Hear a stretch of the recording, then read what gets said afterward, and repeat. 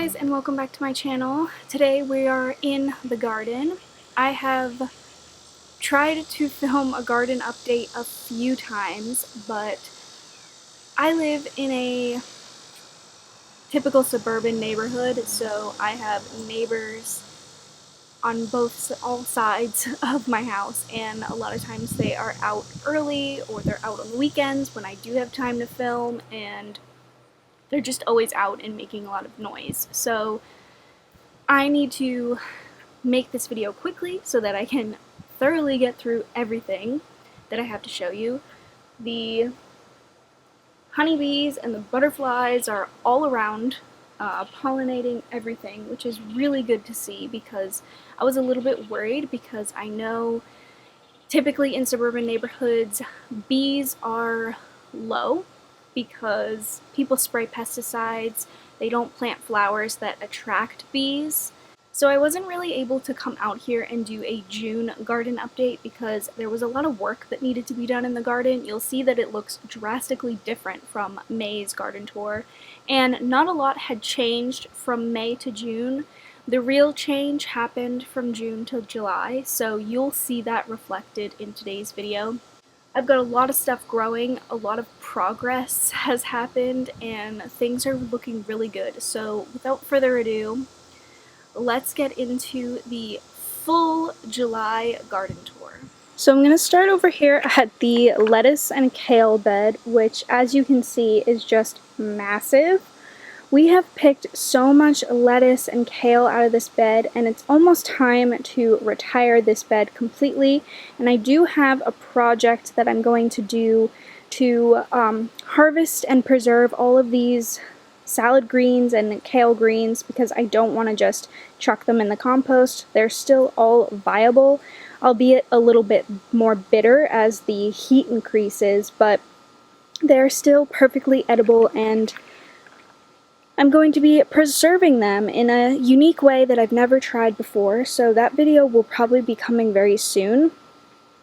And then we also have some calendula that grew. I'm going to mostly be drying this for seed, probably resowing it again shortly. I haven't really harvested any of the flowers yet, but I may still do so. I have quite a bit of flowers on there right now. The containers aren't doing amazing, like the holy basil grew, but I have so much holy basil in my garden. I actually just harvested a whole bunch yesterday. My dill is finally starting to grow. It took a very long time for the dill to get growing, so I'm gonna have to resow that for the fall and look a little bit more into how to grow dill because it just didn't really do so well. Then we have the green onion bed. The green onions look so much better than they did in my May update. I've actually harvested some. I'm just kind of cutting off pieces as I need and letting them grow. This bed right here is kind of a mishmash of everything. We've got some potatoes. The potatoes definitely grew, and they're kind of starting to fall over, so I'm just waiting for them to die back a little bit, and we'll see if my potato experiment worked. All I did for these potatoes was take some organic store-bought potatoes that were growing eyes, and I just dug really deep holes and threw them in there. There's about 5 of them, just as an experiment to even see if they would grow. I didn't want to waste the potatoes, so I just threw them in the ground to see what happens. Then we have a little lone tomato plant over here because it was getting too crowded in the bed next to it. So I've given it its own little corner right here to see if it can perk up and grow a little bit. Then over in the back here we have this cucumber plant sprawling up this trellis that I made. It's just really simple DIY with some twigs and twine. I just interweaved them and made a little trellis. This trellis should be bigger, but I kind of used what I had this year. I didn't really put a lot of money into this garden, and we do have a couple ripe cucumbers. I think I'm going to pick one because I see a pretty large one. I don't know if you guys can see this cucumber down in here, but this is kind of the size that I like to pick them.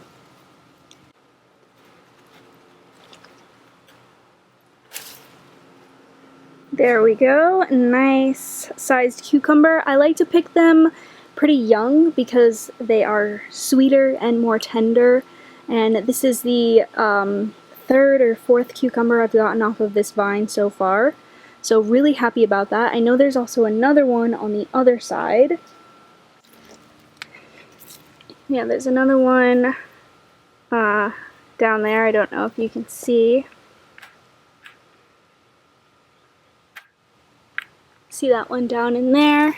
I'm probably going to give that one another day, and then there's even another one a little bit further down. So this cucumber plant is just covered in little baby cucumbers and has been producing really well. This packet of seeds was actually one that I started indoors, and it was a really old packet of seeds, and I wasn't sure if it was going to even grow at all. So the fact that I'm getting nice sized cucumbers off it is making me really happy. So then we move on to this side of the garden, which has really just exploded. I have never grown tomatillos before. I had no idea how just massive they get. There are only 2 tomatillo plants in here. I've actually had to cut them back and trim them back because they've been encroaching on my tomatoes right here, which I have little baby tomato starts that I'll zoom in and show you. But this bed is basically tomatillos, tomatoes, basil. We've got lots of basil here that I have just been harvesting like crazy, trying to encourage more growth on it. It looks like I'm going to have to make some more pesto again soon. And then if we go back over to the other side, you can see that every space in this garden is being utilized. Under here we have some peppers and some parsley. I specifically planted the parsley under here so that it would be shaded from the harsh sun, and it is actually still growing and hasn't gone to seed yet, so that's really good to see. You can grow parsley in a hot climate. You just have to make sure it's fully shaded. We've got some jalapenos growing right here. This one's probably almost ready. I'm gonna give it a couple more days. And as you can see, this tomatillo plant is just covered in them. There's so many little ones. Like, I am gonna have so many tomatillos. I am going to just make so much salsa verde, but I'm also gonna be looking up some other recipes to use them because there's just so many on this plant. So if you have any tips for telling when tomatillos are ripe, let me know, because I have some of these that are pretty big, but they're still pretty small in there, inside the husks. So let me know if you have any tips for telling when these are ripe. So you can see right here, this is a tiny baby Roma tomato. We've got another one right over here. I'm really excited that these are flowering and producing little baby tomatoes because the Romas are something I really want to utilize. Then this big tomato plant right here that's getting very tall is a early boy tomato, I believe. So it's just going to be round, nice round, like slicer style tomatoes. And I haven't seen any tomato sets on here as of late, but it was very crowded out by the tomatillos and I trimmed them back. So I'm trying to give it some room. I definitely don't think the square foot gardening method works for tomatoes, especially tomatillos, because they just get too big.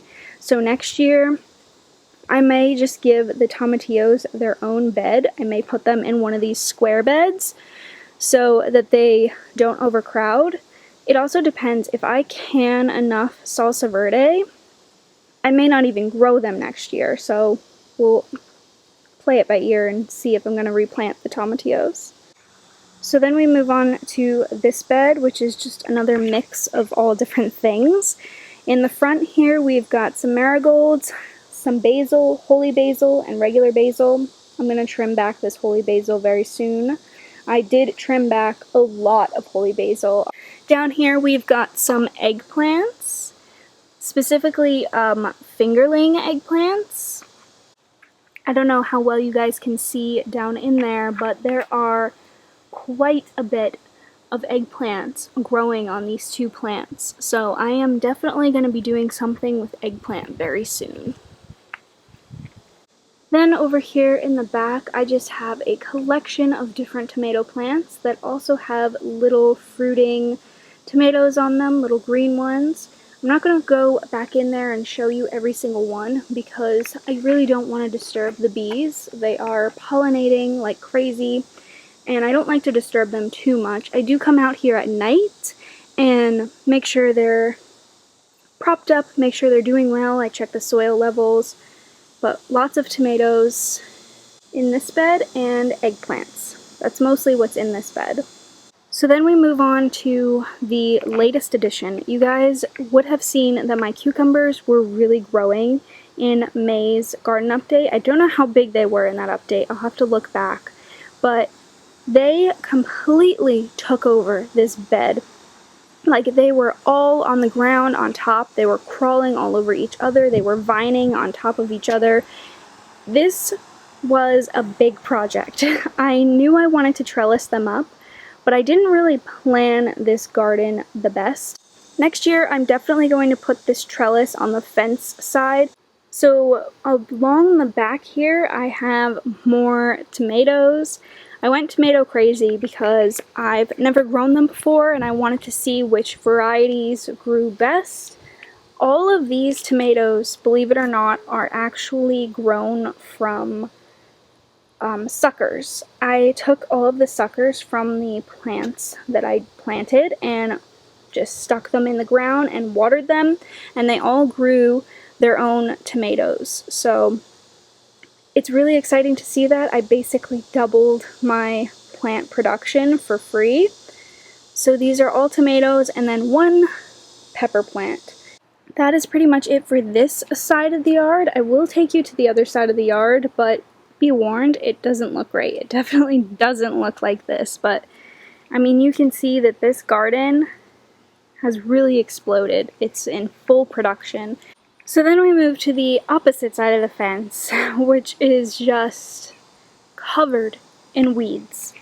I don't know what this grassy weed, I think it's crabgrass, but it's like a grassy like weed, and it has been coming at us with a vengeance this year. I tried to keep it out of the cucumber, out of the zucchini beds. I'm gonna see if I can pull some more of these out here in maybe a day or two when I have free time. I haven't gotten any zucchinis. Most of the blossoms would fall off, and I think that's just because the bees don't know that they're over here because they have so much on the other side of the fence. So this side of the yard is kind of a dud for this year. I did get strawberries off my strawberry plants, and I have to weed this bed as well because the strawberries are not producing anymore. But I did get quite a few. They were very tiny. So I have big plans for this side of the yard come spring 2021. We're going to be working on this pretty heavily in the fall. I'm going to fully weed this area. We're moving this tree, we're moving this bush, and this is going to kind of become a potager style garden of lots of edible perennials, and I'm probably going to do a trellis of peas on this side of the fence.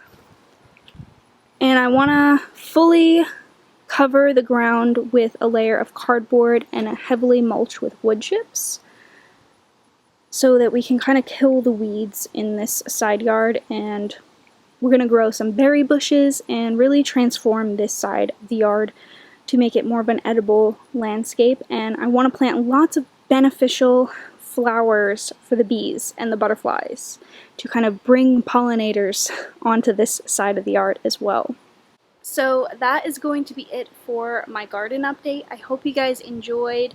I have big plans for a fall garden this year. I'm actually starting on that within like the next week.